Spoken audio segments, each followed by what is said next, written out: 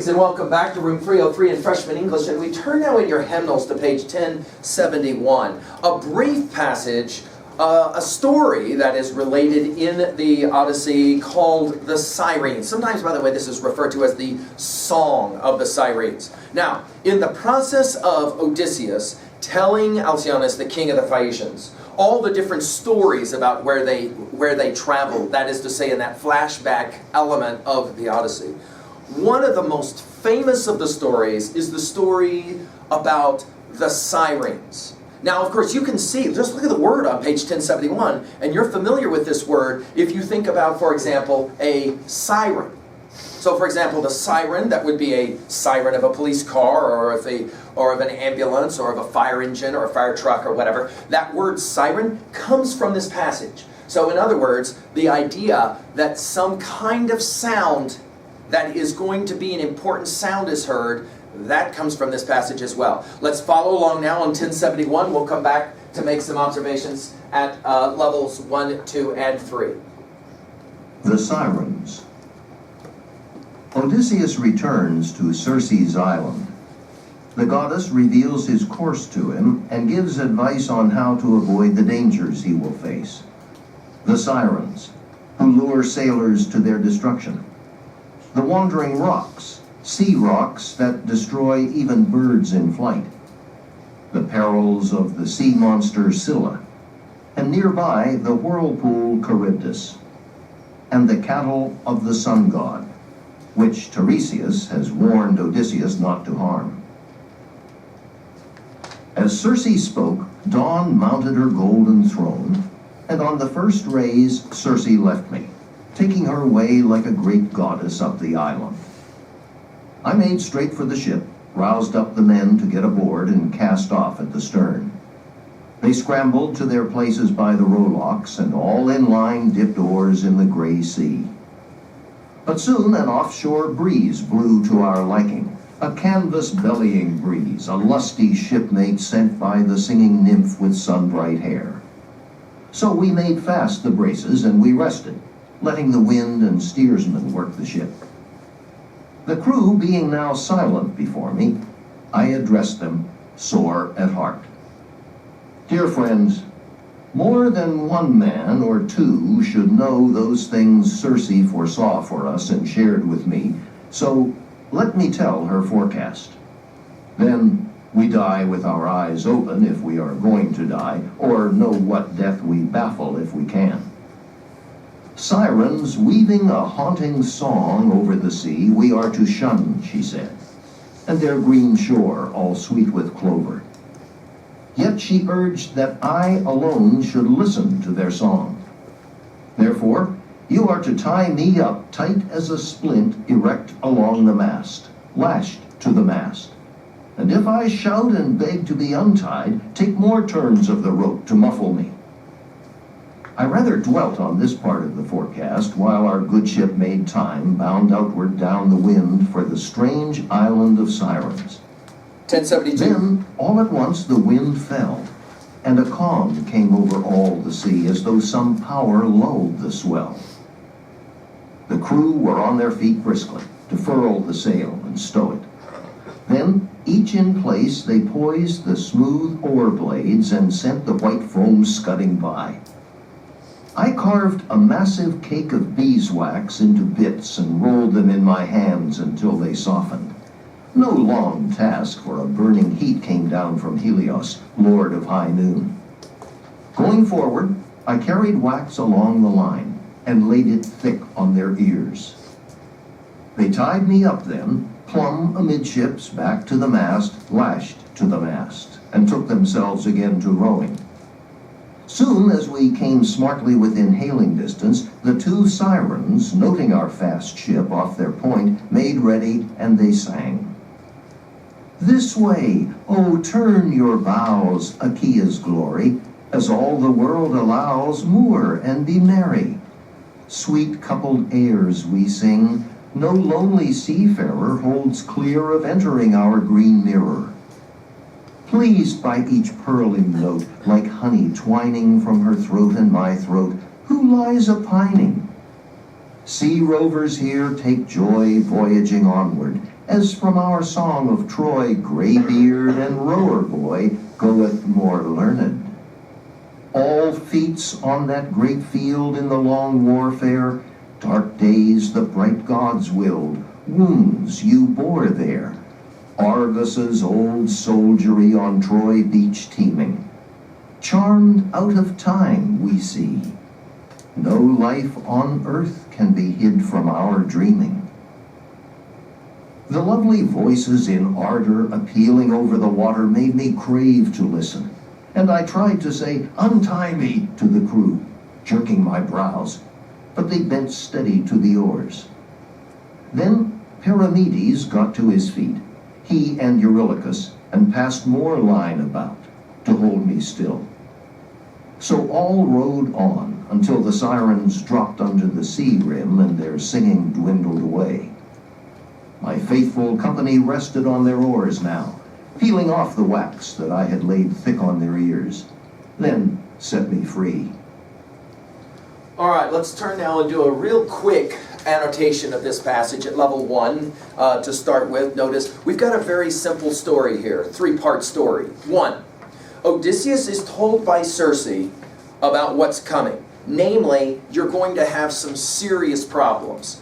Namely, the Sirens, and then Skelecharybdis, and then finally you're going to have the issue with the cattle at Helios Island, okay?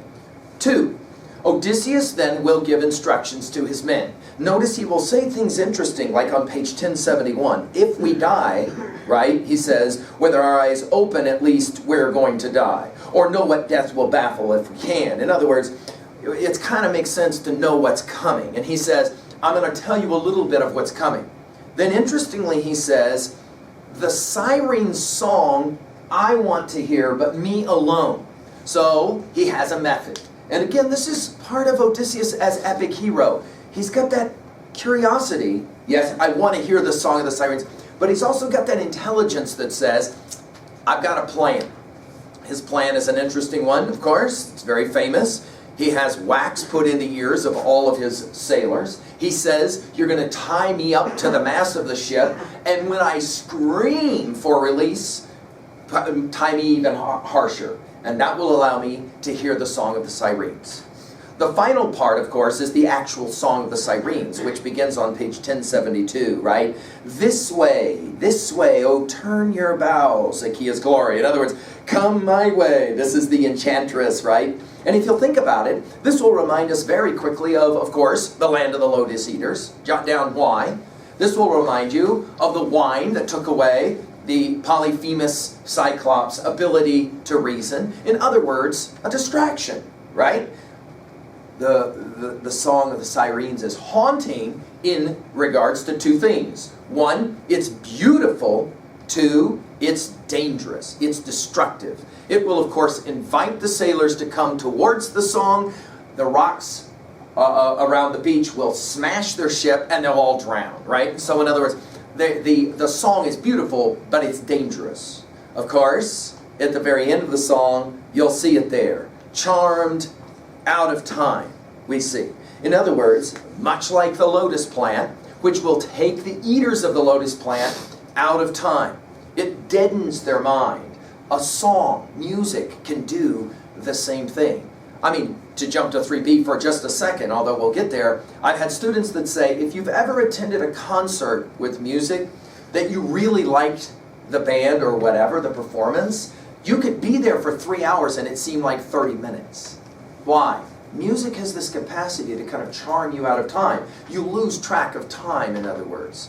Well, we're told at the very end that while he craves to be untied, ultimately they, don't do it, and then they sail on. And then notice the last word of this passage is the word free. In other words, it was free. Let's jump to 2a really quickly. Major messages here. Well, one obvious message is that Odysseus is able to have experiences, right, that normal men could not have, and those experiences he can then relate. They're amazing experiences. Of course, another message here is that we have to be very careful about things that seem pleasant that can in the end become distractions. We, of course, in 303 call it monkey mind, don't we? The inability to focus, to get the things we want because we're so easily distracted, we might say, right? The power of music is another major message, or we might say by extension the power of art. Not just song, not just music, but all art can somehow transpose us out of time and take us to another place. At 3B, we're working here, of course, with powerful symbols. We've got, obviously, a couple that are working here beautifully. The Song of the Sirens serves as a symbol for what? Write it down. What is it a symbol of? Well, some will say it's a symbol of the most remarkable experience of your life, but in the end kind of serves as like a distraction. Okay. The symbol of the Song of the Sirens can represent art as well, that which can take us out of time. The irony, well, let's talk about that one at 2b. The irony here, of course, is that Odysseus will say to his men, I want to experience what I don't want you to experience. I'll tell you about it later. Of course, how's he going to tell them about it later? Well, he's attempting to tell Alcyoneus about it, and you can imagine Alcyoneus is like, oh, you're a man who actually heard the Song of the Sirens? We've all known about the Song of the Sirens, and we've heard about the possibility, but I've never met anybody that actually had that experience. In other words, Odysseus is trying to relate an experience that he had that ultimately will defy language, right?